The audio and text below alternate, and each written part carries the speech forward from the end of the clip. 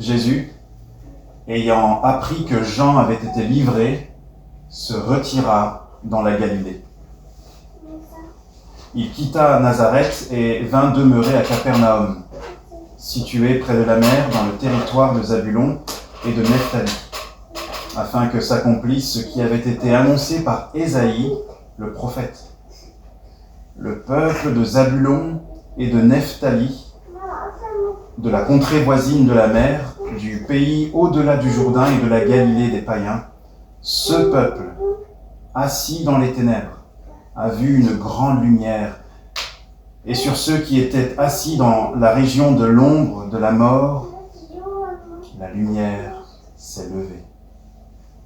Dès lors, Jésus commença à prêcher et à dire « Repentez-vous, car le royaume des cieux est proche. » Prions.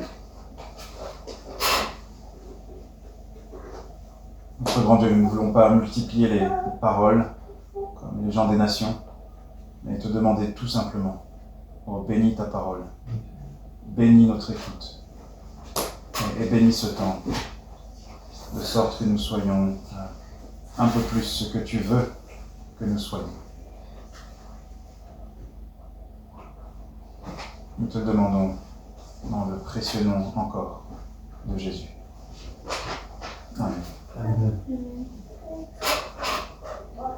Quelques rappels. Nous avons commencé donc il y a 2 semaines à parler du début du ministère public du Seigneur Jésus. La partie, on pourrait dire, officielle dans un sens de son ministère. Nous l'avons remarqué, verset 17, il est dit « Dès lors, Jésus commença à prêcher et à dire, etc. » Non pas que ce soit un message qu'il n'avait jamais annoncé avant, de façon absolue, mais s'il l'avait annoncé avant, c'était d'une façon moins ouverte, moins officielle, plus personnelle, n'est-ce pas? De personne à personne, dans de petits groupes.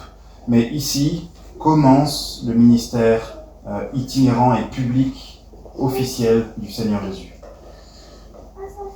Si vous avez le temps, plus tard, vous pouvez retrouver dans Luc, de mémoire au chapitre 4, le moment où le Seigneur Jésus, justement, c'est un texte parallèle, va commencer son ministère et il est dans la synagogue en Galilée et il lit un texte d'Ésaïe en disant « Aujourd'hui, la parole de cette prophétie est accomplie. » Parole qui annonce que le Messie, loin de l'Éternel, est envoyé pour un temps de grâce.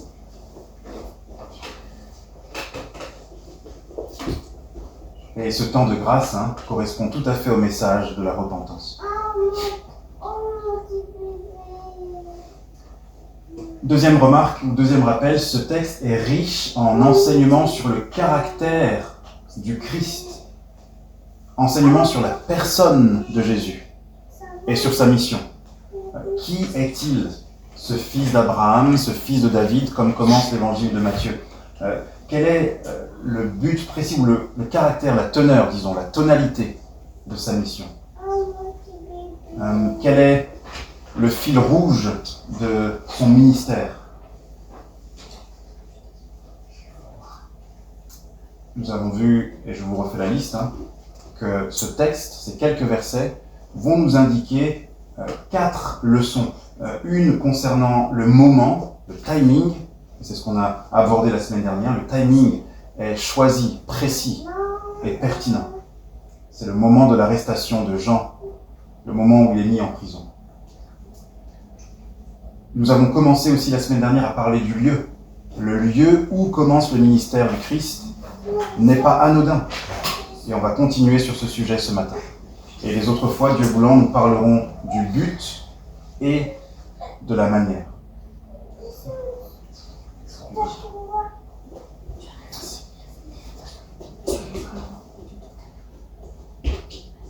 Reprenons donc sur le lieu. C'est la démonstration, nous l'avions dit, la démonstration du caractère de Dieu qui est représenté par le Fils de Dieu, Jésus. Et on avait un peu développé cette question du lieu en parlant du fait que ça nous montre la longueur de la bonté de Dieu ou de son amour que ça nous montre la largeur de sa bonté et aussi la profondeur de la bonté de Dieu. La semaine dernière, ou plutôt il y a 2 semaines, nous avions dit que la longueur de l'amour ou de la bonté de Dieu nous est montrée dans le fait que, ici, le Seigneur, en allant commencer ce ministère en Galilée, est en train d'accomplir une prophétie vieille de plusieurs siècles. Autrement dit, la fidélité de Dieu à être bon envers les pécheurs ne s'est pas épuisée, elle ne s'est pas arrêtée. La longue attente de Dieu qui a supporté siècle après siècle des décennies de rébellion, des décennies de désobéissance et d'errance de son peuple, malgré cela, sa longue attente ne s'est pas épuisée. Sa patience n'est pas tombée, sa bonté n'a pas tari. Et nous voyons donc ici la longueur, la grande longueur, l'immense, on pourrait dire, longueur de la bonté de Dieu.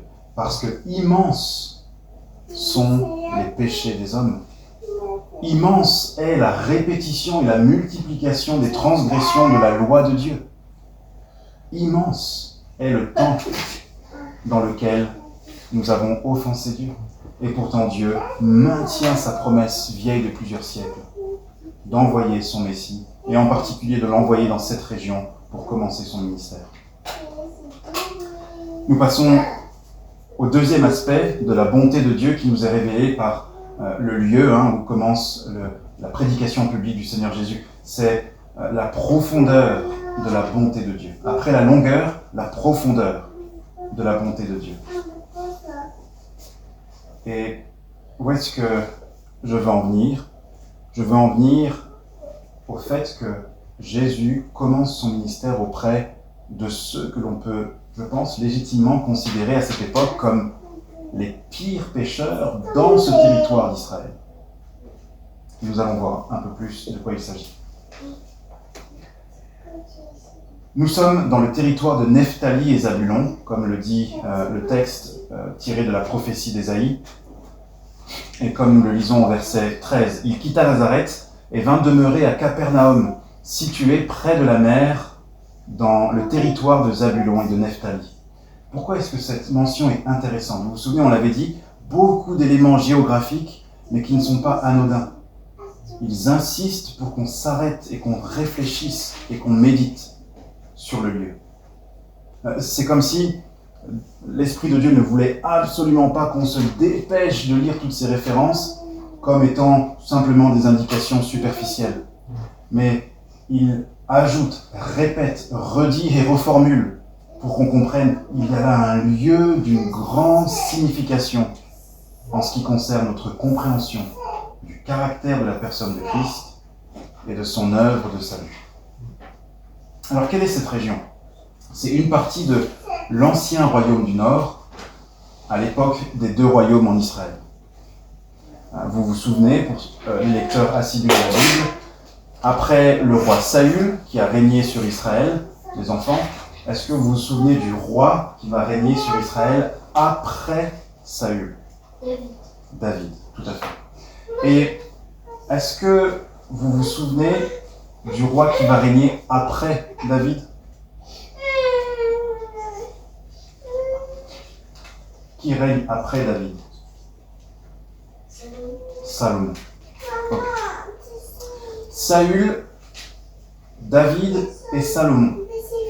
Est-ce qu'ils ont régné juste sur une partie d'Israël ou sur tout Israël ? Sur tout Israël. Tout à fait. Et peut-être une dernière question pour vous les enfants.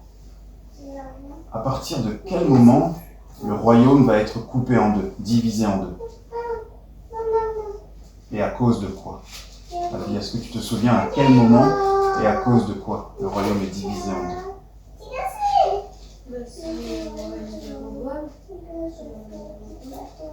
Alors, c'est le premier roi, effectivement, à ne pas régner sur tout Israël, mais c'est un peu avant que c'est annoncé, n'est-ce pas ? Oui, la fin de la vie de Salomon. La fin de la vie de Salomon, et pour quelle raison ? Il a épousé plusieurs femmes canadiennes et c'est une à cause de l'idolâtrie, tout à fait. L'infidélité envers Dieu. Et Dieu va, comme châtiment, annoncer à Salomon que son royaume sera divisé. Il ne lui restera plus qu'une seule tribu, la tribu de Juda. Tandis que l'autre royaume, l'autre partie d'Israël sera composée de 10 tribus. 10 et 1, puisque la tribu de Lévi est à part. Okay? Et donc, il y a cette division qui s'opère dans le royaume. 2 royaumes naissent à cause du péché. Maintenant, il y a 2 royaumes, c'est vrai, qui sont nés à cause du péché, mais ces 2 royaumes vont être très différents spirituellement parlant si on prend le bilan de leur existence jusqu'à l'exil babylonien.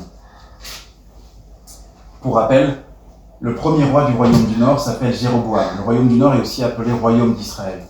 Et Jéroboam est celui dont souvent il sera parlé dans les rois et les chroniques quand on dira « selon le péché de Jéroboam qui a entraîné le peuple d'Israël dans le péché ». Qu'avait-il fait ce Jéroboam ? Eh bien, craignant que les 10 tribus qui étaient sous son règne ne retournent finalement sous la domination du roi de Juda, parce que le temple se trouvait, n'est-ce pas, dans cette région-là, eh bien, il s'est dit qu'il fallait mettre à disposition, à proximité des gens du royaume du Nord, des objets, ou un moyen en tout cas, de rendre un culte à l'Éternel. Et quelle est l'idée qu'il va avoir ? Il va confectionner 2 veaux d'or, en placer un à Bethel et un autre à Dan. Et ce péché, n'est-ce pas, nous rappelle le veau d'or dans le désert, idolâtrie, où le peuple avait dit « Voilà ton Dieu qui t'a sorti d'Égypte ». Autrement dit, c'est un premier degré d'idolâtrie. C'est-à-dire qu'on dit que ces veaux d'or représentent bien l'Éternel, le Dieu auquel nous avons toujours cru, mais c'est déjà un premier degré d'idolâtrie, puisque ce sont des images taillées. On remplace le Dieu invisible et vivant par des images de vaches. Quelle descente dans le niveau de la gloire, n'est-ce pas ? Quel abaissement de la grandeur de Dieu. Et je vous rappelle toutes ces choses parce que, vous le savez, mais la décadence morale et spirituelle va être ininterrompue, sans cesse plus bas dans le royaume du Nord. Là où le royaume de Juda, quant à lui, aura de belles heures, de belles années, sous certains rois qui étaient pieux, et des moments moins glorieux. Le royaume du Nord, lui, va comme être projeté dans une avalanche toujours plus grande et scandaleuse, toujours plus gigantesque et grossière. Immoralité en tout genre, décadence spirituelle, idolâtrie. Et j'ajoute, tout cela avec l'influence des nations païennes qui, contrairement à ce qu'on a lu tout à l'heure dans Deutéronome 7, n'ont pas été chassées comme elles auraient dû l'être. N'ont pas été chassées comme elles auraient dû l'être. Et nous allons voir avec plusieurs rois d'Israël, du royaume du Nord, des mariages avec des reines païennes, au milieu du peuple même des mélanges. On va adopter certains cultes étrangers, etc. Et c'est au point que, s'il est vrai que tout Israël, à un moment donné, va être emmené en exil, royaume du Nord comme royaume de Juda, quel est le premier royaume à partir en exil ? Autrement dit, quel est le premier royaume à avoir atteint le point de non-retour ?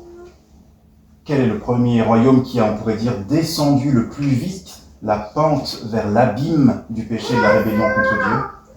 C'est le royaume du Nord. Le royaume où se trouve notamment la tribu de Zabulon et de Nephtali, cette région de la Galilée. L'exil du royaume du Nord, souvenez-vous, ce ne sera pas à Babylone, mais en Assyrie, au 8e siècle. Juda, c'est seulement 150 ans plus tard à peu près, le royaume de Juda sera emmené en captivité à Babylone. Encore 3 remarques, et on va essayer d'en tirer des leçons. Je crois que c'est important de poser cette toile de fond. Parce que nous, lecteurs d'aujourd'hui, nous ne vivons plus, n'est-ce pas, ces circonstances. Nous ne vivons plus dans notre chair, on pourrait dire, cette histoire des pérégrinations, pardon, oui, j'ai inversé les 2 syllabes, des errances, n'est-ce pas, du vagabondage spirituel d'Israël et l'attente de la venue du Messie. C'est loin un peu pour nous, toutes ces choses. Mais les premiers lecteurs de Matthieu, qui sont très probablement des lecteurs de culture juive, ils lisent ce texte et ça leur parle tout de suite. Ils n'ont pas besoin, entre guillemets, de faire tout l'exercice que nous faisons de mémoire. Mais je crois qu'il est utile. 3 remarques encore rapidement. Souvenez-vous que la population du Nord, et c'est le cas de la Galilée, qui est une des régions du royaume du Nord, est une population mélangée. Beaucoup plus mélangée que la région de Judée. Souvenez-vous, les Samaritains notamment vont être amenés. Lorsque le peuple du royaume du Nord est amené en exil en Assyrie, les dominateurs assyriens vont faire venir à leur place quelques populations tirées de nations païennes autour.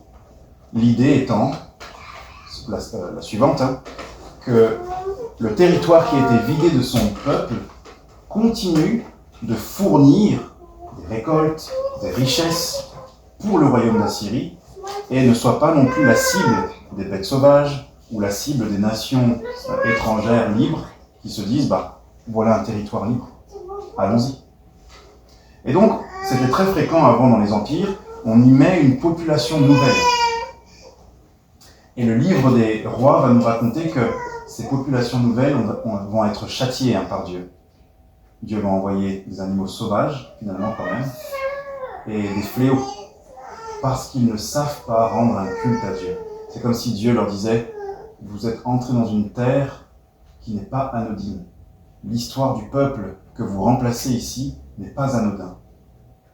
Et du coup, ils vont faire appel à certains enseignants du judaïsme de l'époque pour leur enseigner comment rendre un culte à l'Éternel. Mais leur culte à l'Éternel ne sera pas pur. Vous connaissez cette histoire. Ils vont adorer l'Éternel d'un côté et craindre l'Éternel sincèrement, mais ils vont aussi très sincèrement continuer leur culte idolâtre par ailleurs. Une population donc mélangée, et lorsqu'il y aura les différentes vagues de retour sur le territoire d'Israël, ceux qui retourneront plutôt vers le nord seront au milieu de ces nations étrangères, qui ne seront pas complètement chassées. Et donc c'est une population en partie paganisée. Deuxième remarque, ou avant-dernière remarque, le royaume du Nord, vous le savez, a une mauvaise réputation, justifiée en partie. Souvenez-vous, le Seigneur Jésus est né, il fait un séjour en Égypte, il revient vers Bethléem, mais il se trouve là le fils du roi Hérode le Ier, grand roi de cette époque, de cette dynastie. Et du coup, où est-ce qu'ils vont vivre? Dans quel village vont-ils s'installer? À Nazareth. Il sera appelé Nazaréen. Et c'est un peu lointain dans vos mémoires, probablement, ça fait quelques mois qu'on avait fait la prédication à ce sujet, mais j'avais insisté sur le fait que très probablement, même si c'est un texte un peu débattu sur le sens précis, mais très probablement c'est en lien avec la mauvaise réputation des Nazaréens. Le Seigneur Jésus accepte, il endosse ce manteau de mauvaise réputation, de gens de mauvaise vie, impies, rebelles à Dieu. D'ailleurs, que va dire Nathanaël dans Jean chapitre 1 ? Lorsque un des disciples du Seigneur Jésus vient le voir et lui dit « Nous avons trouvé le Messie, qui vient de Nazareth ». Nathanaël va interroger « Peut-il sortir quelque chose de bon de Nazareth ?» Et Jésus, le Seigneur, va dire quoi de Nathanaël ? « Voici un Israélite en qui il n'y a pas de fourberie. » Autrement dit, c'est un homme droit, sincère, honnête. Et donc on peut avoir confiance que la description que Nathanaël fait de Nazareth est en lien avec la réalité. Elle est en phase avec ce que les gens de Galilée sont. Un deuxième texte, si vous voulez bien venir avec moi dans Jean au chapitre 7. Jean au chapitre 7, les versets, à partir du verset 40. Simplement pour confirmer que la Galilée des païens, le territoire de Nephtali et Zabulon, ce territoire près de la mer, est un territoire qui, comment on pourrait le dire, souffre d'une mauvaise réputation et pour une raison valable. Nous lisons dans Jean, au chapitre 7.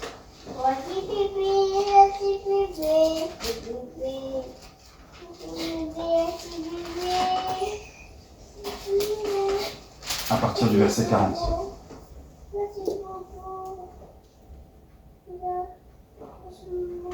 Les gens de la foule ayant entendu ces paroles disaient, donc les paroles que le Seigneur a prononcées, celui-ci est vraiment le prophète.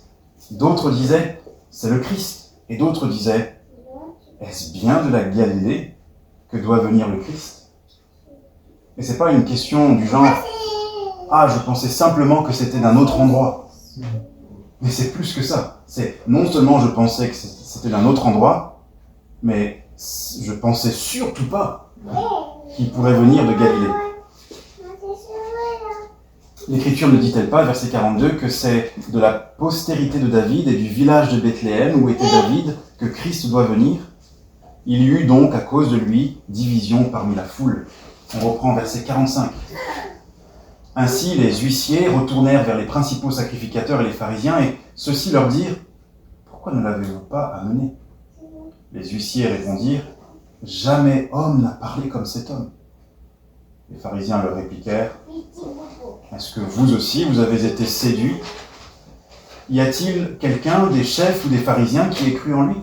Mais cette foule qui ne connaît pas la loi, ce sont des maudits. » Nicodème, qui était venu de nuit vers Jésus, et qui était l'un d'entre eux, leur dit, « Notre loi condamne-t-elle un homme avant que l'on entende et que l'on sache ce qu'il a fait ?»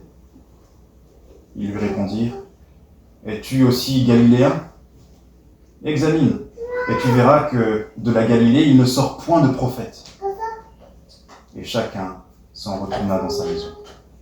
La Galilée, partie du territoire du royaume, de l'ancien royaume du Nord, connu et réputé pour être un endroit si défavorisé spirituellement parlant, que pas même un prophète n'en sort.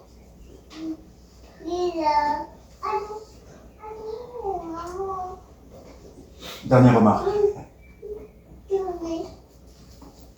Cette partie de la Galilée, en tout cas cette partie du royaume du Nord, de l'ancien royaume du Nord, la Galilée, souvenez-vous, est sous la responsabilité d'Hérode Antipas, un des fils d'Hérode Ier, le frère d'Hérode Archélaüs, qui lui était plutôt responsable de la partie de Judée. Et l'histoire nous dit que Hérode Antipas a été retenu dans les mémoires comme un digne descendant, un digne fils d'Hérode Ier, ce qui n'est pas flatteur en termes de caractère moral et spirituel. Mais ça implique une cruauté, un orgueil démesuré, une grande hypocrisie religieuse. Avec ce tableau, si on ajoute la Décapole, cette zone avec les 10 villes païennes notamment, où on faisait des élevages même d'animaux impurs, souvenez-vous du Seigneur qui va chasser les démons dans le troupeau de porcs. Clairement, le tableau n'est pas reluisant. Jean-Baptiste, souvenez-vous, a prêché « Préparez le chemin du Seigneur ». Et à ce stade, humainement parlant, on peut s'interroger sur le choix du ministère, en tout cas le choix de lieu pour commencer son ministère. Il semble, si on regarde d'un point de vue humain ou simple, que le Seigneur a commencé à annoncer la bonne nouvelle du royaume dans le pire endroit qui soit en Israël à cette époque. Et en plus de tout ce que nous avons rappelé, j'enfonce le clou ici, avec un dernier coup de marteau, si on peut dire ainsi, coup de marteau de la parole de Dieu. Regardez avec moi ce que Matthieu lui-même va dire de cette région, en citant Ésaïe. Matthieu 4. Comment est-ce qu'elle est décrite? En dehors simplement de la description géographique, de la localisation géographique. Regardez avec moi verset 15. Galilée des païens. Première remarque. Ce n'est pas flatteur à cette époque. Verset 16. Ce peuple assis dans les ténèbres. Ensuite, sur ceux qui étaient assis dans la région et l'ombre de la mort, la lumière s'est levée.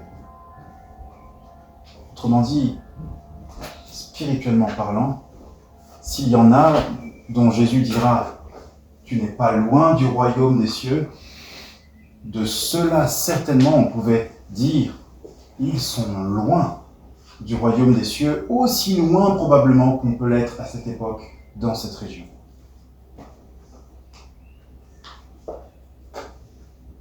La description est frappante, les images sont fortes, on parle de ténèbres, on parle d'ombre de la mort. Ce sont des paroles solennelles, des métaphores très solennelles dans les Écritures. On reviendra une autre fois sur ces métaphores, on ne va pas ici les développer, mais j'ai voulu les souligner simplement pour remarquer que le Seigneur Jésus n'a pas choisi son début de ministère avec des critères faciles. Je fais une parenthèse ici. On en discutait avec certains frères pendant le temps de travail à Valence, et on se faisait la remarque commune que c'est pas bon signe lorsque, au début d'un ministère, au début d'une carrière pastorale, je dis carrière ici dans le sens noble, on pose des critères qui semblent être quand même très intéressés. Je voudrais commencer dans une église avec au moins tant de membres, qui a tel budget et qui puisse me payer tel salaire au minimum, etc. Et ça existe. Ne croyez pas quand je dis ça que je caricature ici. Ça existe et c'est beaucoup plus répandu qu'on ne le réalise.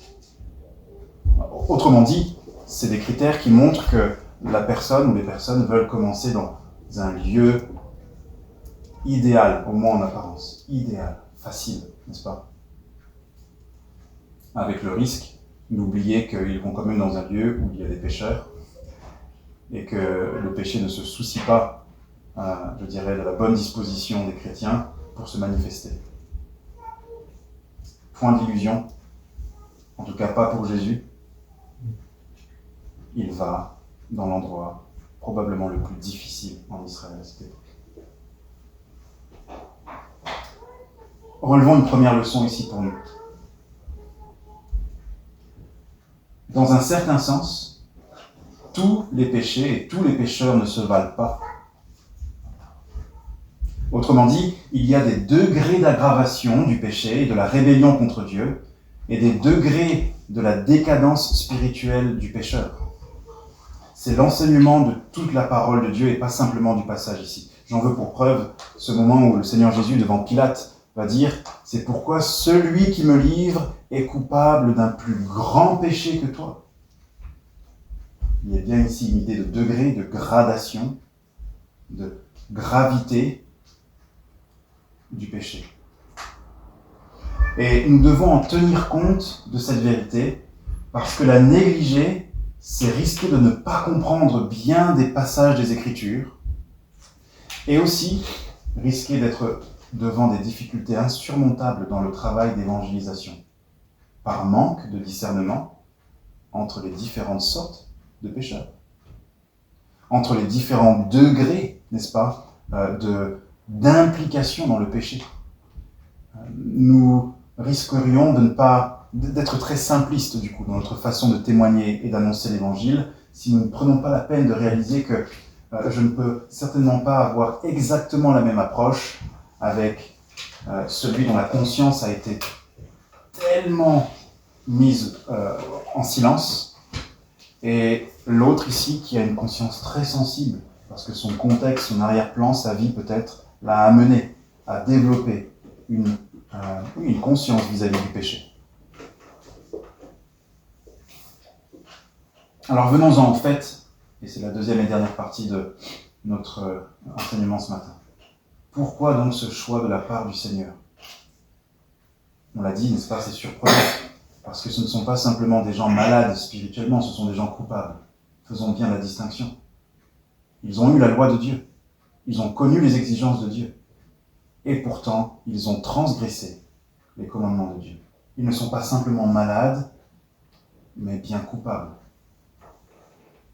Or, en ce temps-là, il y avait en apparence au moins des gens plus méritants, des gens qui auraient peut-être davantage été disposés à recevoir la venue du Christ. Je pense à la région de la Judée, où se trouvait le temple, où se trouvait le Sanhédrin, où il y avait une ferveur religieuse plus apparente, plus grande que dans cette région, dans ce territoire de Zabulon et de Nephtali, dans cette contrée voisine de la mer, ce pays au-delà du Jourdain, cette Galilée des païens. Alors pourquoi? Eh bien, je dirais la raison du choix de cette région comme commencement du ministère est en fait logique, pour au moins ces deux raisons. Le cas est plus urgent. Pensez-y. Si nous reconnaissons qu'il y a des degrés de gravité, n'est-ce pas, de la condition spirituelle, si nous reconnaissons qu'il y a des degrés d'aveuglement spirituel, il y a donc des degrés, n'est-ce pas, dans l'urgence. L'urgence est globale de la repentance, on l'avait dit. Ça ne remet pas ça en question. Et ça ne remet pas en question non plus que celui qui n'a commis qu'un seul péché de sa vie mérite pleinement la colère éternelle de Dieu, puisque nous avons offensé la dignité infinie de Dieu, de sorte que c'est infiniment grave et coupable d'avoir enfreint la volonté de Dieu. Mais dans cette masse de pécheurs que nous sommes, la Bible nous enseigne que Dieu relève et discerne et distingue des degrés d'enfoncement dans la dépravation. Et donc, si nous avons souligné que Zabulon et Nephtali sont des lieux où le péché abonde ou surabonde par rapport à la Judée, le cas est plus urgent. Le Seigneur Jésus commence là où, le cas est plus critique, n'est-ce pas? Le pronostic vital est prononcé en tout lieu, mais ici il est plus avancé encore, plus détérioré. Deuxième raison, pensez-y aussi, et là je tire cet argument de Bunyan qui développe ça sur un autre texte, un texte dans Luc, mais je crois que c'est très pertinent et on le voit aussi ici. Pensez à un médecin, à une époque où, même aujourd'hui, j'allais dire une époque où il n'y a pas la communication, mais même aujourd'hui, imaginez que les médecins soient obligés, pour qu'on les consulte, de convaincre les clients d'aller les voir. Parce qu'il y a une quantité tellement astronomique de médecins que, en fait, on a l'embarras du choix. Et les médecins, du coup, certains d'entre eux restent sans clients pendant des mois et des mois. Ce n'est pas la situation actuelle, mais imaginez un tel contexte. Et donc, ils doivent faire leur promotion. Comment vont-ils réussir à vous convaincre, le mieux, d'aller les voir, de les consulter? Est-ce que c'est en vous montrant la liste nombreuse de rhumes et de toux qu'ils ont réussi à guérir? Ou est-ce que c'est plutôt les médecins qui, dans leur CV, vous montreront les cas difficiles et même désespérés qu'ils ont réussi à résoudre, à solutionner? Les patients les plus malades, les plus affligés, que pourtant ils ont réussi à amener à la guérison, à accompagner dans une thérapie qui a produit un fruit durable. Certainement, si vous avez ces deux CV en face de vous, vous allez choisir, n'est-ce pas, celui qui semble être un spécialiste des cas désespérés. Parce que qui peut le plus, peut le moins. Et si vous pensez être un des cas les plus difficiles, je pense que vous ne serez pas rassuré de savoir que ce médecin est un spécialiste de la guérison du rhume. Ok ? Le Seigneur Jésus, en allant voir les cas les plus difficiles, est en train de promouvoir. C'est pour ça que nous lisons plusieurs fois, et sa réputation grandissait et se répandait. Il fait ce que personne ne fait. Voilà une femme qui, depuis 12 ans, est allée voir une multitude de médecins qui n'ont rien pu faire pour elle. Elle est malade, et elle en souffre. Est-ce que vous savez que Jésus, par un seul toucher, l'a guéri définitivement? Oh, voilà un homme qui, depuis sa naissance, est aveugle. On ne peut rien faire pour lui, c'est depuis sa naissance. Que ses parents aient péché ou lui, nous savons, mais nous savons en tout cas qu'il est aveugle-né. Et voilà que Jésus, d'un mot, d'un geste, le guérit entièrement, il recouvre la vie. Et sa réputation grandit. Vous voyez un petit peu, Jésus se rend dans les ténèbres de la Galilée des païens, et là il commence son travail. Là il se retrousse les manches, pour ainsi dire, et il débute son ministère de salut des âmes.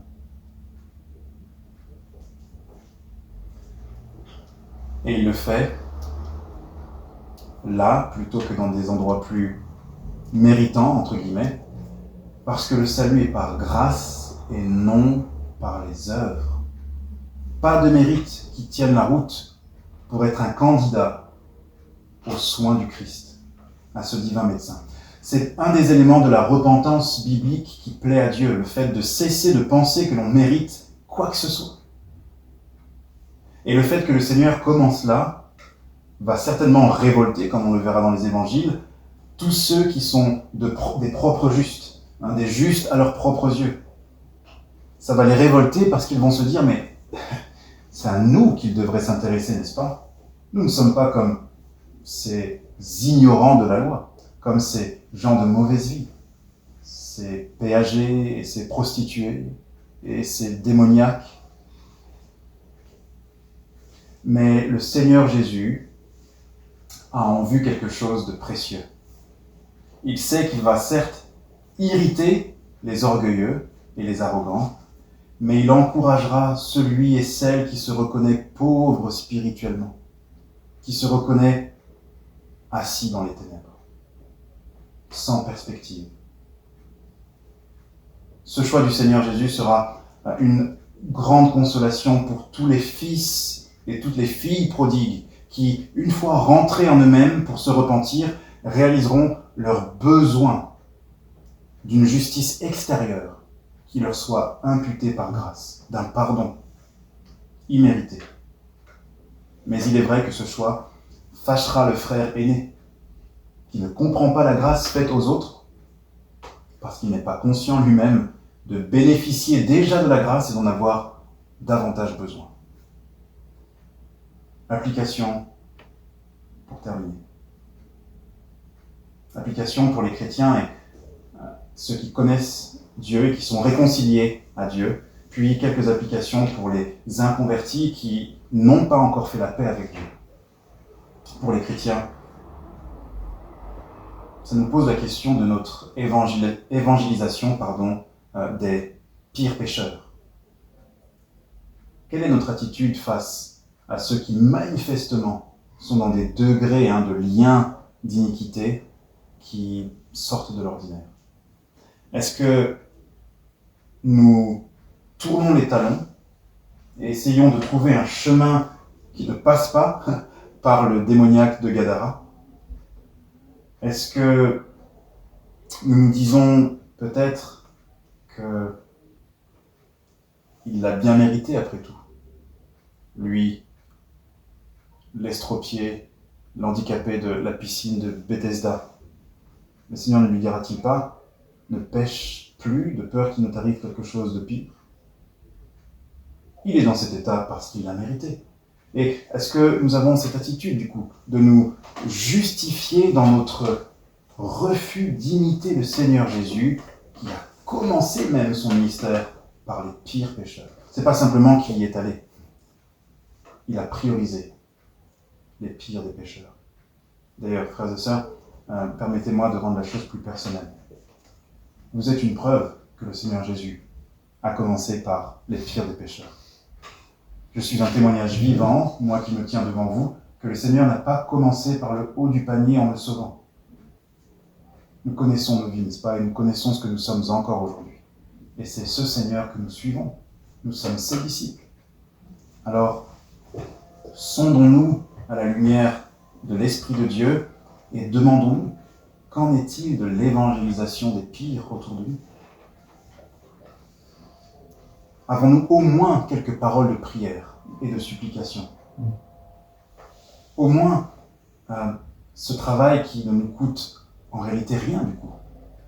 Ne serait-ce que supplier le Dieu de la moisson, le Dieu du salut, de prendre pitié de ces pires pécheurs, avec lesquels nous devrions être en mesure de compatir, n'est-ce pas, sachant que nous étions nous aussi autrefois,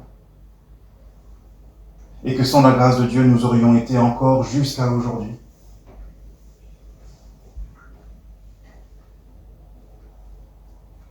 En tout cas, je crois que si l'amour de Christ nous étreint, comme Paul le dit dans 2 Corinthiens 5, si nous sommes pris, saisis par l'amour de Jésus-Christ, crucifié pour nos péchés et ressuscité en gloire pour notre justification, nous avons un devoir divin et solennel de laisser la grâce de Dieu élargir nos cœurs pour nous porter vers les pires parmi les pécheurs.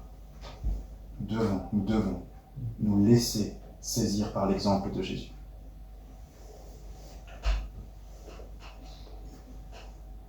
Application maintenant pour les personnes inconverties. Et ça nous est utile pour nous chrétiens d'entendre aussi en quoi ce passage peut les concerner. D'abord, un avertissement pour le propre juste, un avertissement pour celui qui estime que sa justice le recommande devant Dieu. En pensant que sa justice le recommande favorablement devant Dieu, il est en train de prendre un chemin exactement opposé des pécheurs qui ont reçu la grâce de Dieu et qui la reçoivent. Il est en train de prendre un chemin qui n'est pas celui où Jésus accompagne les pécheurs jusqu'au jugement. Non, le Seigneur Jésus prend le chemin de l'abaissement pour aller chercher ceux qui sont assis dans les ténèbres, n'est-ce pas, et non pas ceux qui se croient debout alors qu'ils sont dans l'ombre de la mort. C'est donc un piège terrible et une terrible illusion de penser que nous pouvons acheter, gagner, mériter le salut de Dieu, le pardon de nos péchés, l'entrée dans le paradis. C'est l'exact contraire de ce que le Seigneur Jésus veut nous enseigner ici, de ce que l'Écriture sainte enseigne. Que celui donc qui se croit juste en lui-même et méritant prenne garde et craigne, de peur que le jour du jugement ne vienne le surprendre, ce jour où Dieu va révéler la réalité de son âme, qui n'est qu'une âme déchue et entièrement corrompue par le péché.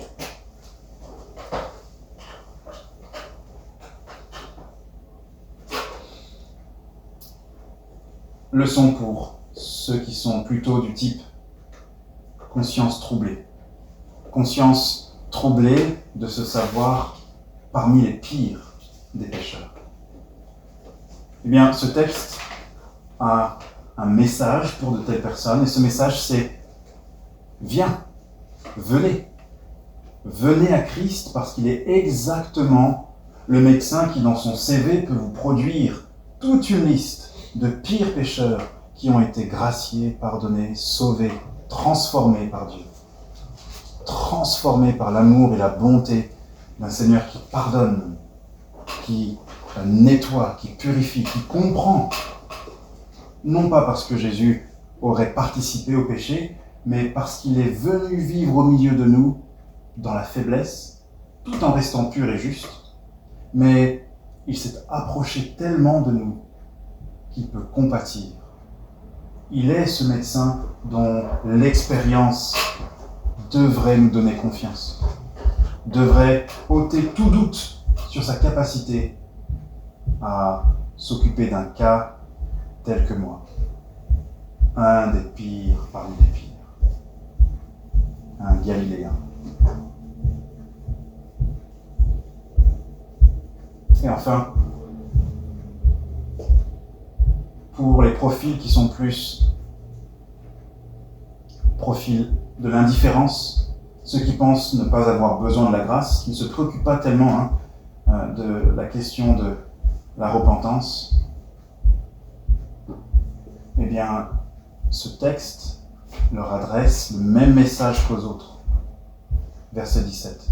Repentez-vous, car le royaume des cieux est proche.